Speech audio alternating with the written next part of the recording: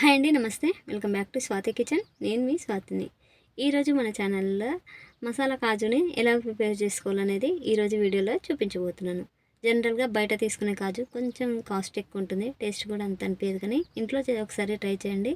చాలా టేస్టీగా, చాలా క్రిస్పీగా, ఎంత తిన్నా తినాలనిపిస్తుంది. చాలా సింపుల్గా చేసుకోవచ్చు. జస్ట్ ఒక 5 మినిట్స్లో ఈ రెసిపీ అనేది ప్రిపేర్ చేసుకోవచ్చు అనమాట. ప్రాసెస్లోకి వెళ్తే ముందుగా ఒక కడాయిలోకి కొద్దిగా బటర్ తీసుకోవాలి. ఒక 1 టేబుల్ స్పూన్ వరకు అయితే సరిపోతుంది. బటర్ని కొద్దిగా కరిగించుకోవాలండి. ఇలా కరిగిన తర్వాతకి 1 కప్ వరకు కాజు తీసుకోవాలి. ఇది గ్రామ్ వైజ్ చెప్పాలంటే ఒక 150 గ్రామ్స్ వరకు ఉంటుందండి.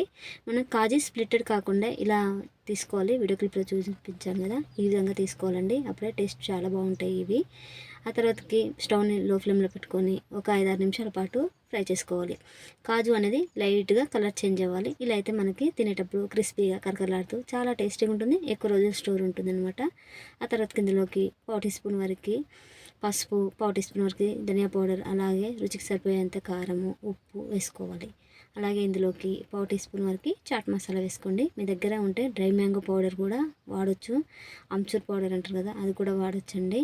ఇలా వేసుకున్న తర్వాతకి అంతా కలుపుకొని వెంటనే స్టవ్ ఆఫ్ చేసుకోవాలి, లేకపోతే అడుగంటిపోతుంది అనమాట. స్టవ్ ఆఫ్ చేసుకున్న తర్వాత కూడా అదే వేడికి ఒక 2 నిమిషాల పాటు ఫ్రై చేసుకుంటే మసాలాలు మొత్తం కాజుకి పర్ఫెక్ట్గా పడతాయండి. ఆ తర్వాతకి తీసేసుకొని ఒక ఎయిర్ బాక్స్లో స్టోర్ చేసుకుంటే 1-2 నెలల వరకు కూడా ఫ్రెష్గా ఉంటాయి అనమాట. సో ఈసారి ఇంట్లో కాజు ఉన్నప్పుడు మీరు కూడా ఈ ప్రాసెస్లో ఒకసారి మసాలా కాజుని ట్రై చేయండి. ట్రై చేశాక మీకు ఎలా కుదిరిందో మీ ఫీడ్బ్యాక్ నాతోటి కామెంట్స్లో తెలియజేయండి.